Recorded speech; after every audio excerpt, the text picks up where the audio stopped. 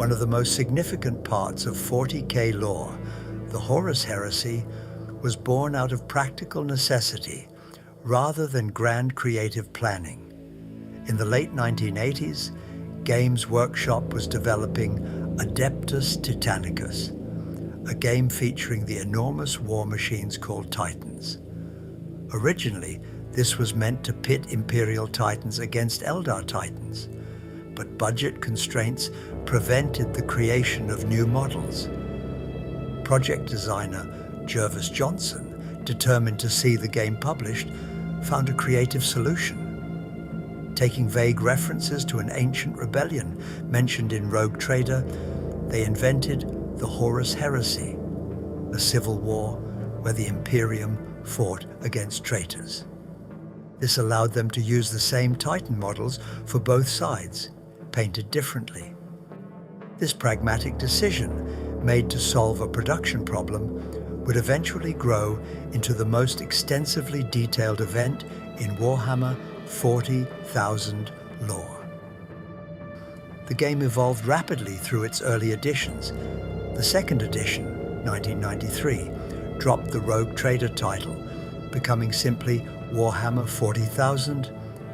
It shifted decisively from RPG elements toward a pure miniatures wargame. The critical Codex Imperialis supplement established the Imperial bureaucracy and hierarchy, while firmly positioning Space Marines as the setting's elite military force. The third edition, 1998, was enormously successful and solidified what we'd recognize as modern 40,000. The core setting was now firmly established. Later editions would refine rules and add minor lore elements, but the fundamental universe was now set. The narrative universe expanded dramatically with the establishment of Black Library, Games Workshop's publishing arm, in 1997. However, the first Warhammer 40,000 fiction actually predated this by several years. Ian Watson's Inquisitor, later retitled Draco, from 1990, the first novel in the Inquisition War trilogy, the Deathwing anthology, also from 1990, Space Marine by Ian Watson, published in 1993. Initially, Black Library avoided describing historical events in the setting, restricting those narratives to game codexes.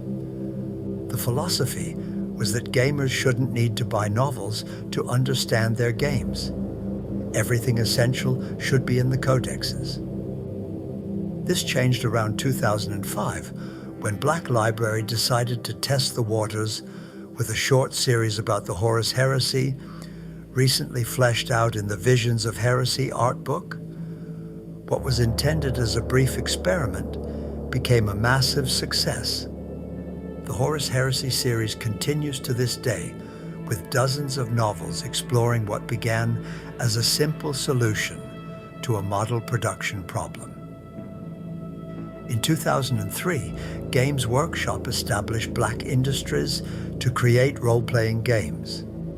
In 2008, they released Dark Heresy, the first official Warhammer 40,000 RPG, focusing on agents of the Inquisition. Though Black Industries shut down shortly after due to profitability concerns, Fantasy Flight Games acquired the license and expanded the RPG line dramatically. Rogue Trader, 2009, about the merchant adventurers, Death Watch, 2010, focusing on Space Marines, Black Crusade, 2011, allowing players to portray heretics and chaos Space Marines, Only War, 2012, centered on Imperial Guard soldiers, Dark Heresy, 2nd edition, 2014. These RPG books added tremendous depth to the lore, detailing day-to-day life in the Imperium, the functioning of its vast bureaucracy, sector politics, planetary variations, and how ordinary people survive in this grim future. They became essential reference material, even for Black Library authors. The final major contributor to Warhammer 40,000 lore has been Forge World, established in 1998 to create high-quality, specialized models. Their Imperial Armor campaign books provide extraordinarily detailed accounts of war machines, military campaigns, and tactical operations.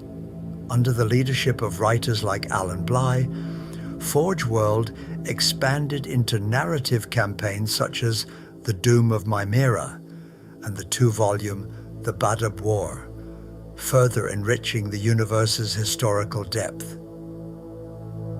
What began as a brief mention in a 1983 catalogue has evolved into one of the most expansive, detailed fictional universes ever created. From those humble beginnings, Warhammer 40,000 has grown into a globally recognized tabletop war game now in its 9th edition, a literary universe with hundreds of novels, a rich setting for role-playing games exploring every facet of its society, numerous video games spanning various genres, an aesthetic that has influenced science fiction and gaming beyond its borders. The most remarkable aspect of Warhammer 40,000's origin isn't just that it was created, but that its core vision, a dark future where humanity clings to existence in a hostile universe, where superstition replaces knowledge and constant war is the only constant, has remained so compelling for over 3 decades. In the words of the immortal tagline, "In the grim darkness of the far future, there is only war." But in that small office in the 1980s, there was a group of creative, well-educated game designers with a vision that would come to dominate tabletop gaming and beyond.